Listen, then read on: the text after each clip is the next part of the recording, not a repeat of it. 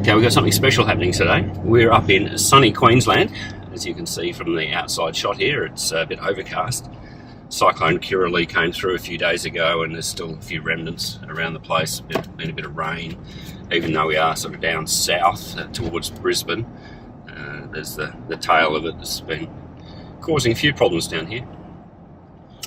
Anyway, let's start with a recap of where we're at with the 300. We got the car middle of last year. We fitted some accessories fairly early on. We've done the integrated grille, spotlights. We did the blackout of the chrome. That's following the Japanese trend we've seen on Instagram to remove chrome from the ZX, just to make it look a bit tougher, give it some more presence. Changed the wheels to the 21x10 black rock. Got the fully legal offset and the load rating we need for our GVM upgrades. We've done the GVM upgrade, 4200 Lovells GVM upgrade with the front up control arms. We've also changed out the rear sway bar links to make them longer, to reset the sway bar into the correct position. Fitted the UHF. That was largely it for the show. This car, the primary purpose is going to be for towing, and big towing, big caravan, more so than dune work or anything needing high clearance. So in that regard, it is built a little bit differently. We're not going bull bar. Keeping it look kind of fairly sleek, and we are chasing more performance, touring performance than anything else. We're not going to put drawers in the back. I don't envisage needing to carry a whole lot of stuff, but we are still doing compressor and extra battery so that we can run a fridge as need be for those sort of day trips, or at those times you just need a fridge on board. That will be a subject of one of our next videos. As part of the build-up, you've already seen we've done the intercooler heat exchanger upgrade. There's a Just Autos intercooler upgrade.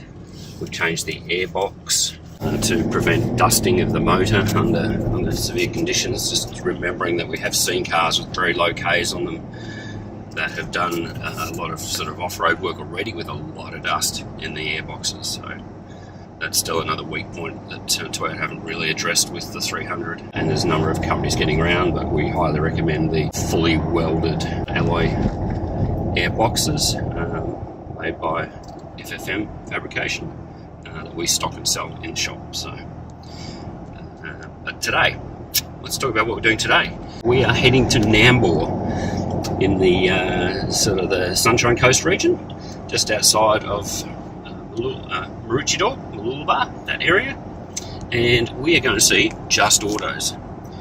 We've got a booking to pop in and see the guys there, talk about the cars, talk about the parts they make, but the cars are also staying for a few days, and the reason for that is so that they can do the remapping of the engine. We're doing a stage 3 remap. We've already done the intercooler, the airbox. We've got an exhaust system on the car as well. There's only 3 inch at this stage. We'll talk to them about whether or not they recommend going 4 inches, whether that'll make a significant difference as well. And the real aim for this is, of course, as I mentioned, the towing. We're going to tow a big van, bit of extra power delivery. I love what they're doing with their tunes. They've got the multi-map, which has the all-out power tune and has the towing tune, which is something quite special, where it uses only one turbocharger rather than the twin, to avoid that sort of changeover between the turbos, the lull or the dip you get in performance. And they've got a couple of little features in there as well with the multi-mapping that you can use the cruise control switch to change between maps on the fly. So yeah, really excited to see, go and talk to these guys, and of course to experience this tune for it. Where we've been concentrating next is Nate has built up our rear floor system with the battery, with the Anderson plug controls on it, so it only turns on and off with ignition, and also the ARB twin compressor. And we've got an air tank. We've also got the poly air airbag control system on board as well. I'm going to show you that over here. The airlift remote control system for the airbags. So as you can see, we've got there 5 psi on each side. If we want to increase that up to 9 psi, go. Off it goes. It's inflating now. Can't really hear it because we've got an air tank on board. We can hear a gentle hiss here as it's happening, but yeah, those bags are inflating. And they're at 9, so probably don't need 9, so let's just go back down to 5. Fantastic bit of gear. Now the 300 drives beautifully. Radar, cruise control, lane keeping, all that kind of stuff. It's a very easy car to drive long distances. We're obviously very keen to see how tuning changes that. We don't expect there's going to be any sort of drawbacks. We expect we'll probably pick up a little bit improvement economy-wise, but also drivability-wise, and hopefully a bit of throttle response-wise as well. That will pick up. The 300 can be a bit dead on the throttle in comparison to the 200. So certainly looking forward to seeing how it drives. And then, of course, when we've got the load on board, when we've got the caravan on board, to see how it really performs, then that's the whole purpose of doing this, is to make it easier to tow and make it more of a weapon when you're towing, particularly in the hills. So you're not knocked around as much by steeper hills and so on. You've got the power to play with and the seamless power to play with to help keep up your average speed and your momentum. You don't want to be a caravan that's sort of stuck at 50k an hour coming up some big hills. Here we are at Just Autos. The car's been here for a day, and the guys have worked on it, ripped to the dyno, added some parts already, and here she is back again, ready for our trip back to Adelaide. Now I'm here with Matt of Just Autos. Anyone who's seen all their videos will well and truly know this guy, because he's the lead man. He does all of the sort of stuff and takes us through everything, all the parts, the processes, all the tuning, etc. that they do. Obviously, a beautiful car. I love 300s. They've been out now for about a good couple of years. We probably see on average maybe, I'd say 6 to 7 of these a week with packages that we are doing. So they're coming through quite strong. And so far, we've received really good results without having any issues. So in the market for touring, a lot of guys are using these cars for touring, and they've been really, really good. Obviously, they're taking over the 200 series, and we're seeing less of the 200 series now. And now it's more, preventative maintenance and repairs that are happening with 200 series, and not so much packages with those cars.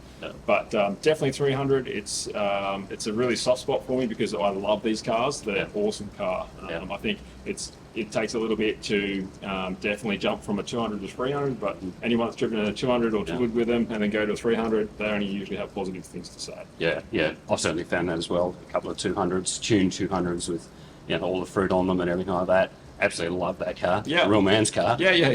Going to the 300 and what's this sort of soft kind of thing? But gee, after a while, it just grows on you. Just comfort and the ability to tow. They do tow really, really well. And that's one thing I think out of all the cars that I've used in the past, this is one car that surprised me. And I was one of the doubters at the start. I was thinking, I don't know if this is going to do it. But the more that I spend with it, the better it's been. So, definitely. So, obviously, you've got multi-mapping in this car now. You've already got the heat exchanger and airbox in this car, so it's already got the combo that we run in our packages. It's all still compliant. The great thing here, when you start to tow with it, which will be really interesting, because now you have your tow maps as well, which is diverting to a single turbo, which is really good. It eliminates all the surging issues and stuff that 300 series have. So there's a lot of different functionality around that, which will be good. Yeah, certainly excited to try it out. And I was blown away, just going back to running a single turbo, as you said, for the tow mode. Wow, I hadn't thought of that, so that was... It was actually trialing to get through to running a single turbo. It wasn't, ideally we wanted to try and solve all the problems and work out the limitation mechanically of where we were with everything, and that took some time to understand. But going back to a single turbo, it just works for the towing part. We don't actually need all that 1,000 newton meters for towing. We actually only need around that sort of 500 to 600 newton meters to tow really comfortably. And it just does everything right on that without having any of the problems that a lot of people are complaining about. For us, it's been a positive. It was, that's the great thing about multi-mapping, is because you can have your cake and eat it as well. Where unfortunately, if we were to do that with a single map, then you're not going to have any of your power, so you're sacrificing that. So the interesting thing, even on single turbo mode, it's still producing more power than a standard 200 series. So it's still got plenty of grunt. Yeah, that's amazing. Yeah, it is. It is. So, and that's a stage 3 package, but you're also still doing the stage 1 and the stage 2, which aren't so sort of wobbly tuned. 100%. And we've got different forms. Like our most popular thing is to do with our multi-mapping, because it's got that versatility. But definitely we have other packages that are sort of variations of that and smaller versions as we go down. Yeah. Obviously where we are with the packages there, because it's sort of compliant, they still make another 100 plus horsepower over factory, which is an extreme amount of power. Yeah. And you'll notice is once you start to get into it and so forth, that power level will definitely lift. And look, puts a smile on my face. It's a big, heavy car, but they definitely get up and move. Yeah. So yeah, I'm certainly looking forward to it. We're doing from the Lovells side, the GCM upgrade. We've got a towing upgrade coming as well. So we've got a lot of customers who are, myself included, who will be towing 4-ton vans. Yeah. So it's the whole idea of the intercooler upgrade. Yeah, definitely. The extra power, all that stuff. The heat exchanger is something that we actually see a lot of people having concerns with, even in stock form, driving the car, derating in power, coming slower and slower. That's something that has been very prevalent through the 300 series community. I see it online a lot. So I think people will start to realise that this is a good upgrade to do to be consistent. And we found with ours it definitely made a world of difference. Look, it's all looking up for 300 series with that. You're good. Yeah, that's right. And Intercooler, we've been fitting Intercooler upgrades in our workshops for several months now. The guys find it really easy. It's a beautiful package, and the heat exchanger itself is a beautiful piece of gear. Well, it was one of those things that we started out. We knew we had a problem there with the intake temperatures and the increase in them, and we were trying to work out ways of improving that. What we didn't want to touch was actually the stock intercooler. It's only very small, and it's a new design intercooler. It's got some very fancy core design in there that Toyota have been working through. There's some paintings on it. And it seems to work extremely well. The downside was the volume of water that was holding the system. It's only 1.6 litres, I believe, and also the lack of cooling. And we see, a lot of people coming through with bull bars and having any sort of restriction of airflow in that area just adds to it and compiles it. And once you get that heat soak in that, you just can't get it out. It's just knocked in there. So by putting the heat exchanger in there, it was amazing the difference that it did to overall stabilise our temperatures, and it actually worked a lot better than we predicted. On paper we're like, hey, this is, it'll definitely be better, but where it ended up being surprised us. So it's one of those things that we're always focused on the data that it gives us and not so much what it looks like, but the data that we got back, that's what we were most impressed with. Yeah. Because the other good thing as well, we're already seeing 300s come in with damage on the factory intercoolers. Little stone, damage, things like that, whereas up front, right in the middle there, it's going to last a lot longer and, keep working when those others start to degrade. So. Obviously because we're still utilising them, it's something that we didn't want to get to because it's still a cooler nonetheless, and so if we can add to that in volume, that's what we've done. And now we're relying on the viscous fan also to drag through that air, so even at slowest air speeds, that fan's still dragging through, and we're still reducing that temp down. It's definitely a positive. I love it. It's great. Looking around here as well, you obviously in a moment, there's heaps of 200s still here. 79s were in here yesterday, heap of 79s and really tough 79s coming in out of here. So you obviously still got lots going on there as well. Obviously because we're Toyota specialists, we only do Toyota only. Definitely 79 series would be probably the most amount that we see through here as far as cars go. Then the 300 series, 200 series, the N80 Hilux. That's probably the majority of that platform that we see come through their doors. We definitely tend to, we've got, 15 odd guys here, so we go through quite a few cars every day. Look, we love them. We love Toyota. We're through and through with the brand. It's a very strong, reliable brand, and it's been good to us. And so, I'm stoked that now I can actually do what I want to do and just do Toyota, and that's what I love doing. Quite happy with that. Yeah, it's brilliant. And you're certainly getting a big reputation, right around the country, and we're certainly proud to be now stocking your products and fitting and recommending them as well. We've got, guys come in, doing a build, what do I need, whatever, and something you sort of say, hey, intercooler, airbox, some of these things just go, I've heard about it already, just do it, I guess the thing is we're really passionate is providing a product, but it's got to be a product that is what I believe is an upgrade to a 300. You don't ever want to put a product that takes something away or sacrifices something. So all the stuff that we've been putting together is really based around that, and that's why it just doesn't take 5 minutes to bring something out, and we want to always back that with data to ensure that it is the right move forward.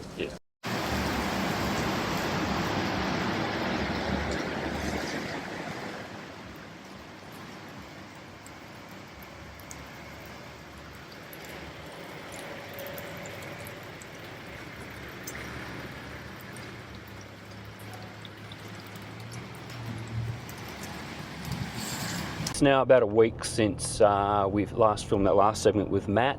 You remember it was pouring down. If you look in the background of that, here we are back in sunny Adelaide, or sunny South Australia. We've driven back in the last week, had a great chance to sample the car from before and after the tune. All I can say is, wow, what a difference it makes. It's amazing. The guys up there, they're just simply awesome. What they've done, the retuning, the calibration, how they go about things, their professionalism, it's a standout, it really is. But let's have a look at the car. The guys had the car, had it for about a day, put it on the dyno, put their tunes in, customised it to suit the vehicle, and then road tested it to make sure that they were happy with it. That was really great. That process was awesome, start to finish. We had the chat to Matt, he explained about how things work, and now we've got the car. So we've done about 2,500 Ks on the way home. Most of the time we've been driving back in the map 2, which is the sort of standard map with a few tweaks to improve drivability and so on. I've noticed fuel economy has improved. We've been averaging about 9.9 on the flat on the way back, compared to sort of lower 11s on the way up on the flat. That obviously gets knocked around a bit by driving up and down hills, so it is an average, but I was pleasantly surprised at 9.9. I said drivability is very similar to standard, though it is a little bit easier to drive, doesn't sort of have those peaks and troughs that you see otherwise. Then moving on to mode 3, which is the tow mode. I haven't had a great deal of experience in driving with that. It is the single turbo mode, which does produce a fair bit more power than standard, but it's very linear because it's only using one turbo. It doesn't require the 2 turbos, as Matt was explaining, with the transitioning between turbos. Mode 4, power mode, what can you say? Wow, who would have ever thought a 3.3 litre turbo diesel could go that hard? It's just simply amazing. Overtaking, extremely easy. Power pickup, power delivery, very strong. It's quite an incredible package actually. And for a 3.3 litre motor, fairly small capacity, to be able to drive a 3-ton car that way is extremely impressive. It's no wonder Matt thinks that it's a fantastic engine. It really is. It's quite incredible. The other modes, the immobiliser mode, the idle up mode, and then the lumpy idle mode.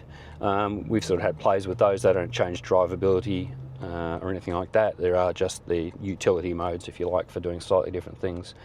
So yeah, overall, it's been a fantastic outcome. Really pleased with it. Drives really well. Can't wait to get the Caravan behind it and see how that goes, and particularly compare how the standard tune goes against a tune with a lot more power. That should actually make a lot of in-traffic work a lot easier.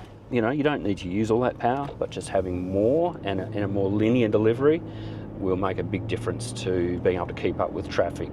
Because we know with the 300, as you're trying to accelerate, if you're on and off the throttle, the trans and the boost can be all over the place. So just relying on one turbo should iron out all those sort of drivability issues. So if you're keen to have Just Auto's tune, so of course you can go up to Nambour and see the guys up there, or watch this space for some exciting news coming soon.